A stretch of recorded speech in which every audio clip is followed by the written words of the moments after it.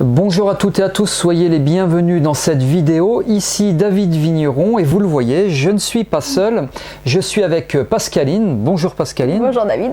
Alors je vais te laisser te présenter dans quelques instants. Pascaline, juste quelques secondes pour vous informer que vous pouvez vous abonner à cette chaîne YouTube. Pour cela, cliquez sur le bouton s'abonner qui est juste ici et activez la cloche de notification pour être informé lorsque je sors de nouvelles vidéos. Alors on va discuter avec Pascaline de réussite parce que là on est dans, les vidéos réussir autrement. Et vous allez voir, ça va être très intéressant. Alors je vais laisser Pascaline se présenter et croyez-moi, je vais absolument pas la contredire. Vous allez comprendre pourquoi. Alors merci d'abord d'accepter de discuter avec nous. Alors Pascaline, qui es-tu? Que fais-tu? Donc je suis Pascaline, comme David l'a dit, Pascaline Magne. Alors professionnellement, j'ai alterné différents travails, entre le salariat, l'entrepreneuriat. Parallèlement à ça, j'ai toujours fait beaucoup de judo. Et puis finalement, le temps passant, j'en faisais de plus en plus, tous les soirs, tous les week-ends. Donc il y a quelques mois, je me suis dit, en fait, je crois que j'ai même encore envie d'en faire la journée. Donc je me suis lancée depuis septembre dernier, ça fait 9 mois à peu près, dans un projet 100% judo. Donc j'y passe toutes mes journées, qui s'appelle Secret de Judoka. Et voilà, qui est une communauté qui rassemble un maximum de judokas qui ont envie de progresser. Et je leur offre des ressources, des formations, des programmes pour progresser en judo. Voilà, donc le judo, vous allez d'ailleurs pouvoir retrouver ce que propose Pascaline dans la description sous cette vidéo. Alors tu as dit quelque chose de très intéressant, tu as dit le judo, alors tu l'as peut-être pas formulé en ces termes-là, mais c'était matin, midi et soir, la nuit, Ah oui. Donc c'est quoi? C'est de la persévérance?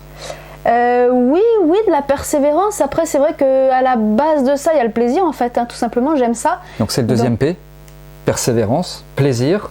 Voilà, alors il y a deux. Voilà. Donc pour moi c'est vraiment le plaisir. Après il est vrai que même si j'ai énormément de plaisir à le faire, ça n'empêche pas qu'il y a des moments où j'ai un petit coup de fatigue, un petit coup de découragement, une déception, quelque chose d'inattendu, un blocage. Ça c'est sûr, le plaisir n'empêche pas ça. Absolument, parce que comme si finalement dans la réussite tout n'est pas tout rose parfois. Ah non, pas du tout, mais c'est ça qui est passionnant en même temps. C'est pas comme ça, on claque des doigts. Non, puis ça n'aurait pas d'intérêt si c'était comme ça. Moi, c'est ce qui me passionne justement, c'est que c'est en mouvement, ça bouge et il y a toujours de l'inattendu et finalement on apprend toujours en fait. Tu viens de donner le troisième P, la passion. Voilà. Donc il y avait la persévérance, le plaisir. Et la passion, est-ce que tu penses que... Alors j'ai un peu la réponse, j'imagine quand même que ça va être oui, sans chercher à t'influencer, que pour réussir quelque chose, pour progresser, en plus du plaisir, il y a aussi la passion? Oui, moi de mon expérience, oui. En tout cas, ce qui est sûr, c'est que s'intéresser aux choses, on peut toujours, mais si on veut progresser pour aller vraiment dans une expertise, dans l'excellence, là oui, il faut une passion parce que tout simplement, ça demande quelques milliers d'heures probablement pour avancer, donc forcément je pense qu'il faut une passion. Ouais. Donc on n'a rien sans rien? Non, on n'a rien sans rien, ça c'est sûr. Alors 2020, on le sait toutes et tous, cet épisode pandémique, qui a quand même duré un petit peu, et hors caméra on en parlait un petit peu. Toi au début c'était assez compliqué, le confinement, on va parler du confinement, et là où c'est intéressant c'est que tu as pu rebondir. Ouais. Comment ça s'est passé mentalement parlant au début pour toi? Alors ça c'est j'ai eu de la chance en fait, ça s'est passé assez vite. C'est vrai qu'au judo, j'ai envie de dire, on est assez bien formé pour ça. Le fondateur du judo, Jigoro Kano, qui est un japonais, a une maxime qui est vraiment fondatrice du judo, qui est l'utilisation optimale de l'énergie. Et une autre façon de le dire, c'est un minimum d'énergie pour un maximum d'efficacité. Donc ça ne veut pas dire que je prône la fainéantise, ça veut dire que notre énergie elle est précieuse et qu'on doit toujours être vigilant à la mettre là où elle va être le mieux exploitée, où elle va donner le plus de résultats. Inutile de faire quelque chose en 10 heures si autrement je pourrais le faire en 2 heures. Et ça c'est super intéressant dans notre quotidien de toujours se poser la question, en fait là ce que je suis en train de faire, est-ce que je vais avoir le maximum de résultats? Et donc c'est ce qui s'est passé avec le confinement. C'est vrai que les 2 premiers jours, on a un petit peu, on a tous été un peu abasourdis. Moi je me disais mais sans entraînement je vais pas survivre.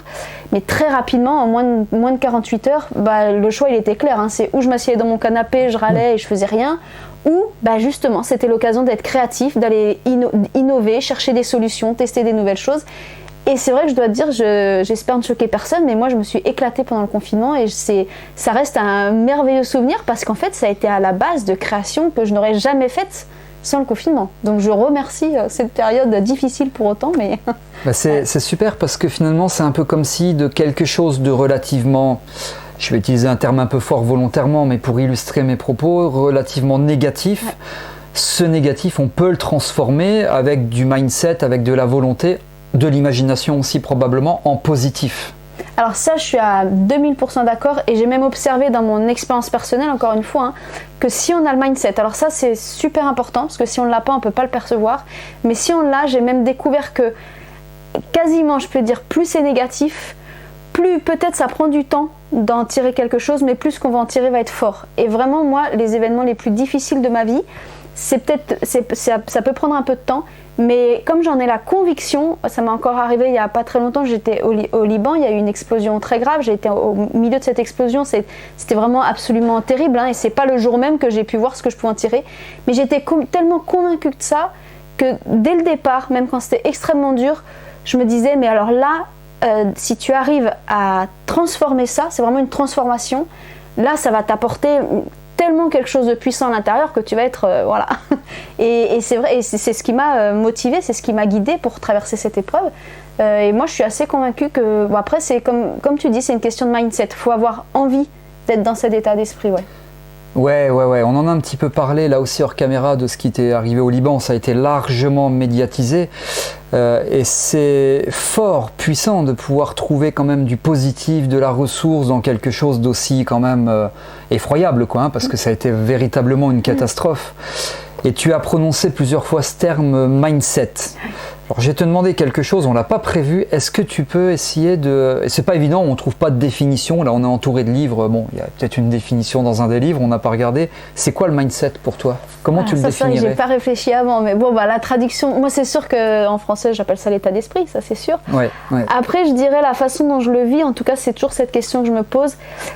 Moi je me dis on a toujours le choix de regarder les choses dans l'angle qu'on a envie de choisir. Voilà, on a toujours le choix. Dans n'importe quelle réalité, il y a différents angles de vue. Et pour moi, le mindset, c'est l'angle qu'on choisit. Donc, on a toujours ce choix-là. Et même dans les situations difficiles, énervantes, injustes, il y a toujours un moment où on se dit, ok, est-ce que je pourrais le regarder autrement? Et une toute petite question qui m'aide souvent, c'est de me dire, est-ce que mon voisin ou mon cousin ou la personne de l'autre côté de la rue aurait exactement la même réaction? Et en fait, la réponse, 100% des cas, je sais que c'est non. Et du coup, forcément, il y a d'autres angles de vue. Donc le mindset, je pense que c'est ça. Après, dans le langage courant, c'est vrai que le mindset, c'est souvent associé à un certain mindset, mais théoriquement, on peut avoir pardonnez-moi l'expression, comme dirait David, mais on peut avoir un mindset pourri en fait. Un mindset, c'est un état d'esprit en fait. Donc, Eh ben justement, on va rebondir là-dessus, c'est intéressant, mindset pourri, et je parle pas de toi bien sûr, j'ai pas envie de me retrouver par terre. Là aussi, question un petit peu atypique, parce que finalement on est atypique, réussir autrement, on est un petit peu atypique. Est-ce que tu pourrais donner, et après on va arriver sur quelque chose d'un peu plus positif, 2 conseils pour se planter, pour échouer, pour ne pas réussir? Allez, vas-y, donne-moi 2 conseils pour idéalement me planter, ne pas réussir. Vous pouvez écouter, donc vous les appliquerez pas, bien entendu. Alors pour moi, le premier conseil, c'est d'être convaincu qu'on a raison. Et du coup, j'en déduis, quand on est convaincu qu'on a raison, je vois vraiment pour moi ça avoir des ornières, on se remet pas en question, on se pose même pas la question de mais est-ce qu'il y aura une autre façon de voir les choses? Ça pour moi c'est on va à l'échec tôt ou tard. Et pas de remise en question donc? C'est ça, oui c'est ça. D'accord. Ouais, convaincu d'avoir raison, on se remet pas en question, voilà. Et la deuxième chose où tôt ou tard, de mon point de vue, on va à l'échec, c'est de reposer toujours ses raisons ou son état sur l'extérieur. En fait, c'est pas juste qu'il m'ait fait ça, c'est de la faute de lui, c'est pas normal. En gros, le monde ne va pas. Et que ce soit vrai ou pas, on est les seuls maîtres de ce qu'on en fait. Ouais, donc si on reste là-dessus, sur l'extérieur, tôt ou tard, on va rester bloqué quoi. Donc, je suis d'accord, ne pas s'approprier nos propres responsabilités. Exactement. Quand on réussit quelque chose, c'est facile à dire. J'ai réussi, c'est grâce à moi, mais je me suis planté, c'est de ma faute. Là, c'est un peu plus compliqué. Et je suis entièrement d'accord, on est assez d'accord sur tout ça. Alors toi, judo, compétition, des moments des hauts, des bas, comme on dit, des entraînements, etc. Puis à un moment donné, tu te dis, donc notamment, entre autres, je mets les guillemets, mais après tout, il n'y a peut-être pas forcément besoin de mettre des guillemets grâce au confinement. Complètement, oui. Qu'est-ce qui se passe ensuite? Tu te dis, je vais prendre un virage, je vais essayer de me développer un peu sur Internet. Ouais, bah, c'est même plus qu'un virage, hein. J'ai changé du tout au tout parce que moi j'étais salariée, j'ai presque envie de dire assez tranquille. Bon, c'est pas toujours tranquille le salariat, mais en tout cas j'ai été assurée de ce à ce niveau-là. Et moi j'ai pris la décision de tout arrêter, de repartir de zéro pour créer cette activité judo. Je sais pas ce que ça va donner. Ce qui est sûr, c'est que voilà, je me suis dit, bah faut tester pour le voir. Après, quand je dis que je sais pas ce que ça va donner, c'est vrai que dans le fond, je suis assez convaincue que ça donnera quelque chose. J'ai pas forcément la forme exacte, mindset, ni à quel moment, ni sous quelle forme, mais je suis sûre que c'est obligé quand on a envie. Quand on a envie, qu'on se donne les moyens, ça donne forcément quelque chose. Et c'est vrai que j'avais une première expérience en 2010 où j'avais aussi complètement arrêté le salariat pour monter une association en dur, hein, rien à voir avec Internet. Et voilà, donc je savais aussi ce que c'était que démarrer une activité de zéro. Cette association, elle a très très bien fonctionné, elle fonctionne encore d'ailleurs. Donc j'ai aussi cette confiance que oui, quand on se donne les moyens, on y arrive. Ouais. C'est bien, ouais. Alors tu as donné 2 recettes pour se planter. Ouais. Voilà. Bon, maintenant 2 ou 3 recettes pour augmenter nos chances de réussite. T'en as donné une là, j'ai entendu en lisant entre les lignes, oser, oui. L'audace, ouais, oser. Ouais, c'est sûr. Alors oser, c'est sûr. Après, moi je mets quand même une petite nuance parce que je sais que dans le développement personnel, c'est un mot qui est fortement utilisé. Oser, il faut la juste mesure. Voilà, on parle souvent de sortir de sa zone de confort, mais on parle rarement de ne pas être en zone de danger. Et pour moi, si on va trop loin, le risque c'est qu'on se braque, ça n'a pas marché et du coup on bouge plus jamais ou c'est pas pour moi et voilà, on revient dans cette toute petite zone de confort qu'on n'osera plus jamais élargir. Donc oser oui, par petits pas. Moi franchement dans cette aventure d'entrepreneuriat, bah là par exemple je prends un exemple très concret, je parle devant une caméra. Il y a 9 mois, je vais vous dire, j'étais tellement timide que pendant plus d'1 an, j'ai quand même tenu sur les réseaux sociaux sans jamais montrer mon visage et même pas avec mon vrai prénom. Tellement ça me stressait. Voilà. Donc, eh ben, c'est pas grave, je l'ai fait quand même. J'ai quand même créé ma page Facebook, etc. Et puis, bah, il y a un jour, j'ai mis une photo. Et puis, 2 mois plus tard, j'ai fait un petit live de 10 secondes. Donc, par petits pas. Mais pour moi, oser, c'est quasiment une hygiène de vie. Si on n'ose pas un petit peu tous les jours quelque chose de nouveau, on n'élargit pas notre capacité à oser. Et en fait, c'est en le faisant tous les jours que le petit pas, bah, il grandit. Et ça c'est top quoi, enfin ça fait plaisir aussi à soi-même. Hein. C'est le Kaizen quoi, c'est la loi des petits pas, donc voilà. J'en parle notamment dans la formation coach préparateur mental, voilà, ouais. Donc tu fais le lien avec plein de choses. Ouais. Tu l'as évoqué tout à l'heure, à un moment donné tu as dit quand je veux réussir quelque chose, je pense que je vais réussir. Ouais. Il vaut mieux penser qu'on va réussir ou penser qu'on va se planter pour mettre les chances de notre côté donc pour réussir.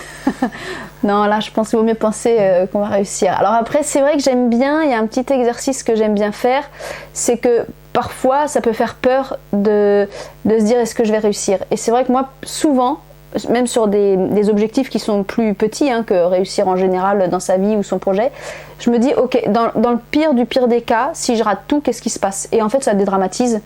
Je me dis, bah là, c'est complètement ce que je me suis dit. Hein. Je dis, de toute façon, dans le pire du pire des cas, si dans 2 ans, 1 an ou 2, j'ai rien, j'ai 0, je suis toute seule chez moi, bah, je vais reprendre un boulot de salarié, j'ai déjà fait par le passé.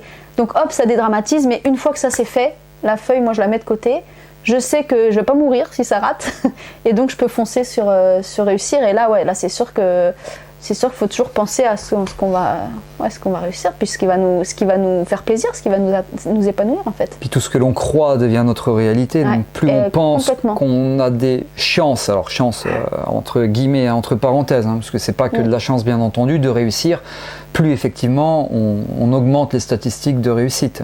Oui, puis ça je trouve que ça se voit de façon très très concrète. Tu parlais du mastermind dans lequel on a été ensemble. Moi je le vois de façon très concrète quand on croit, quand on est convaincu, il ne s'agit pas de croire de façon artificielle, hein, mais quand on est convaincu qu'on va réussir, et je le précise pour les personnes, parce que moi j'ai souvent été dans ce cas-là, on se dit oui bah, c'est bien joli d'être convaincu qu'on va réussir, si je le ressens pas je vais pas l'inventer. Bah c'est pas grave, prenez des choses plus petites. Moi je prends des choses dans ce cas-là plus petites. Là moi je suis pas convaincue que je vais réussir en étant, je sais pas moi, chef du judo mondial, je dis n'importe quoi, mais c'est pas ça, c'est pas grave, je prends à ma mesure. Mais par contre, à partir du moment où je suis convaincue de réussir mon prochain objectif, tu disais on attire la croyance qu'on se crée, oui, parce que typiquement dans mes conversations avec les gens, dans mon envie d'aller rencontrer des gens, dans mes questions que je vais poser, dans les actes que je vais mettre tous les jours, forcément ça va être en cohérence avec cette croyance que je sais que je peux réussir. Ouais. C'est cool parce que Pascaline, elle l'a dit, il y a 8-9 mois, elle ne voulait pas parler devant une caméra, elle se cachait, etc. Vous avez vu les petits pas, petit à petit, le mindset. Et ça va vite parce qu'il y a la volonté derrière les 3 P, et la passion, la persévérance et, et le plaisir. Voilà, passion, puis, le pourquoi, il y en a plein d'autres. Alors une question là aussi, on n'a rien préparé avant cette interview par les micros, ce qui me stressait d'ailleurs beaucoup, ce qui l'a un petit peu stressé, mais bon, vous voyez, avec le mindset ça le fait largement. Si tu devais donner un conseil en or aux millions de personnes qui nous écoutent, un conseil en or par rapport à la réussite, voilà, si vous voulez mettre toutes les chances, et vous savez ce que je pense de la chance dans le développement personnel, j'utilise ce terme-là, mais je ne crois pas en la chance dans le développement personnel. Que peux-tu conseiller pour qu'on puisse mettre toutes les chances de notre côté pour réussir? Comment augmenter nos chances de réussite? Le conseil en or de l'année ou du siècle, ça serait quoi? Alors, je vais prendre ce que j'ai beaucoup pratiqué en judo, parce que je crois que ça se pratique beaucoup dans la vie, en tout cas c'est ce que je fais dans mon projet. Pour moi, le conseil en or, il est en 2 parties. C'est 1, se brancher à ce qui nous touche au plus profond, donc ce qui nous épanouit, ce qui nous fait vibrer. Et ça, c'est en faisant qu'on peut le découvrir de façon de plus en plus fine. Et une fois qu'on s'est connecté à ça, on peut l'afficher au-dessus de son bureau, dans sa chambre, sur le frigo. Une fois qu'on sait, peu importe où, pas afficher, mais en tout cas, une fois qu'on a trouvé ce qui nous fait vibrer, c'est passer sur, pour moi, vraiment, le conseil en or pour réussir, c'est passer sur du concret. Un cahier, une feuille, des objectifs, des listes. Chaque jour, c'est quoi le pas que je fais pour aller vers ça, parce que je sais que c'est ça qui me fait vibrer. Et ouais, ce serait ça. Être vraiment... Je dis souvent, moi, un humain, il marche sur ses 2 pieds. Et on a besoin des 2 pieds à chaque fois de passer de droite à gauche. Et pour moi, c'est super important de passer toujours entre ce qui me fait vibrer, c'est intérieur, et concrètement, j'ai fait quoi dans ma journée. Parce que si je reste que dans ce qui me fait vibrer, c'est super, mais je suis un beau rêveur. Après, pourquoi pas, il y en a qui sont bien en rêvant, mais en tout cas il n'y aura pas d'objet concret. Et si je suis que dans le concret sans avoir trouvé ce qui me fait vibrer, en fait il y a un moment donné on va être décalé, et je parle en connaissance de cause parce que dans le judo, mais je pense dans tous les sports en général, c'est souvent un biais, un piège pour les sportifs de haut niveau, c'est qu'on fait beaucoup, on est beaucoup dans le concret, tous les jours on s'entraîne. Il y a un moment, tu parlais de plaisir, il y a un moment donné, on découvre des sportifs, et ça m'est arrivé aussi, où d'un coup on n'y arrive plus et on n'a plus envie. Et c'est un peu la panique à bord, parce que c'est tellement toute notre vie, on se dit mais qu'est-ce qui se passe? Et c'est juste qu'on a oublié de reconnecter à qu'est-ce qui nous fait vibrer en faisant ça, pourquoi on le fait. Donc pour moi c'est avoir ces 2 pieds, le concret et la vibration qui nous guide en fait. D'accord, c'est vraiment hyper important. Qu'est-ce que l'on veut vraiment qui fait vibrer chacun de nos organes, chacune de nos cellules, tout notre sang, qui met notre sang en ébullition, notre cerveau en ébullition, etc. Et tu as utilisé une image qui est très intéressante, la marche, pour l'homme, enfin l'homme ou la femme, la marche. Et c'est intéressant, pourquoi? Parce que la marche, c'est un enchaînement d'équilibre et déséquilibre. Exactement. Et c'est comme la réussite, on part d'un point A pour atteindre le point B qui est l'objectif, ça passe par des zones de turbulence aussi, et les zones de turbulence sont les déséquilibres. Tout ça pour dire que la réussite, c'est pas tout beau, tout rose. Je sais pas, moi je vais prendre un exemple d'une personne qui a monté une multinationale qui réussit, il y a aussi des bas, quoi. C'est pas toujours facile. Puis c'est intéressant, j'avais pas fait le lien, mais tu vois, ce déséquilibre, c'est exactement ce qu'on disait un peu plus tôt sur oser. Exactement. En fait, il faut se mettre en déséquilibre tout le temps. Et pas un trop grand déséquilibre, sinon on se casse la figure, mais toujours dans ce petit déséquilibre, d'oser, de faire quelque chose de nouveau, d'inhabituel, pour avancer, effectivement. Ouais, c'est intéressant. Alors, dernière question, parce que sinon on pourrait y passer des heures et des heures. Ces histoires, je sais pas d'ailleurs, ce sont des histoires, tu vas me le dire, de ressources qu'on a en nous. Oui. Est-ce que tu y crois à ça, les ressources qu'on mobilise ou pas? Il y en a qui disent qu'on a beaucoup de choses en nous, puis qu'on n'en fait pas grand-chose. Est-ce que tu y crois? Tu as déjà la réponse à ta question. J'ai déjà la réponse, oui. C'est même pas que j'y crois, c'est que je le vis. Donc c'est même pas des ressources. Pour moi, on a tout en nous. Tout en nous. Après, c'est vrai que je l'ai beaucoup lu avant de le vivre. Et c'est quelque chose qui me... je me disais, bah, on a tout, moi je sens pas grand chose. Et en fait, c'est vraiment en le pratiquant que ça vient, donc il faut être patient. Et même là, à l'heure d'aujourd'hui, je ressens beaucoup de ressources que j'ai en moi, mais je sais que dans 2 ans, 5 ans, 10 ans, j'en ressentirai encore 5 fois plus. Il faut aussi être patient parce qu'elles ne sont pas forcément accessibles tout de suite. Mais ça, il n'y a qu'en faisant, pour moi, qu'on peut le trouver. C'est comme à l'instant, on parlait de ce qui nous fait vibrer. Plusieurs personnes peuvent être un peu démunies par rapport à ça, en se disant bah, moi je sais pas trop ce qui me fait vibrer. Bah, il faut être dans l'action, ça va venir. Il faut juste se rappeler de se poser la question. Mais je trouve que c'est en faisant que ça vient. Mais des ressources, bah, je le disais, hein, pour moi, quand je dis que c'est des pires moments qu'on peut ressortir le plus fort, c'est les ressources qu'on choisit d'aller chercher en nous. Hein. C'est tout à fait juste. C'est la première fois que j'ai entendu parler de ça. J'étais en 3e année à l'école d'infirmier et j'étais en service d'urgence, en stage. Et j'avais une mise en situation professionnelle. Alors c'est pas évident parce qu'on ne sait jamais sur quoi on va tomber de par le service. Hein. On se dit pas on va faire un petit pansement à 10 heures. Ça peut être une crise d'asthme, un défenestré, une petite plaie du doigt. Enfin on ne sait jamais. Et j'étais méga stressé et je me souviens d'une infirmière qui s'appelait Anne-Laure, je crois, super sympa et qui, pour me rassurer, me dit 3-4 mots, pas plus, sans me sortir un discours. Elle me dit c'est bon, tu as déjà tout en toi. Voilà, et ça j'ai trouvé que c'est... Et alors sur le coup, évidemment, ça m'a beaucoup rassuré, mais des années plus tard, quand j'ai commencé à m'intéresser au développement personnel, je me suis dit, bah, en fait voilà, sa phrase, elle était juste, parce qu'on a des ressources en nous qu'on n'a pas mobilisées, qui sont dormantes, qui demandent qu'à être mobilisées, qu'il faut mobiliser, et ça passe effectivement par les 3 P notamment, qu'on a évoqué, qu'on a conceptualisé finalement. C'est nous qui les avons conceptualisés, les 3 P, au début de cette vidéo. Donc le plaisir, la passion et la persévérance. Et il y a la persévérance, quoi. Hein. Tout ne s'est pas construit en un jour. Complètement. Il faut du travail. Et du coup, si je peux rajouter un 4e P, je dirais presque la patience. Moi, je sais que les ressources, je les trouve pas forcément le jour où j'aimerais les trouver. Après, par exemple, une question qui m'aide beaucoup, quand je me sens un peu bloquée, quand j'y arrive pas, ou quand j'ai quelque chose qui m'a vraiment contrariée, même des fois c'est très très fort, hein, quand c'est familial ou quoi, on peut être vraiment très très, entre guillemets, durement touché. Eh ben, je me dis, ok, qu'est-ce que je peux apprendre à travers ça? Et parfois, cette question, je me la pose 3 jours, 4 jours, 5 jours. Qu'est-ce que je peux apprendre à travers ça? Comment ça peut me faire évoluer? Voilà, comment je peux grandir à travers ça? Et ça, c'est que mon problème qui me regarde, que moi. Absolument. Peu importe l'extérieur. Et encore une fois, bah, c'est ce qu'on disait, quoi. Moi, peu importe l'extérieur, hein, même si quelqu'un là débarque et va venir me casser ma maison ou quoi, c'est fait, c'est fait. Juste ou injuste, pour moi, c'est pas la question. Qu'est-ce que j'en fais? Ouais, c'est ça. Comme l'événement Covid ou d'autres événements, le Liban, etc. Ouais, c'est très juste. Donc les 4 P, passion, persévérance, plaisir et patience. Patience. Bah, s'il y en a un 5e, vous pouvez le mettre dans les commentaires de cette... Le pourquoi. Voilà. Donc s'il y en a un 6e dans les commentaires de la vidéo... Vive l'épée comme Pascaline. Allez-y, ou Pascaline, voilà, exactement.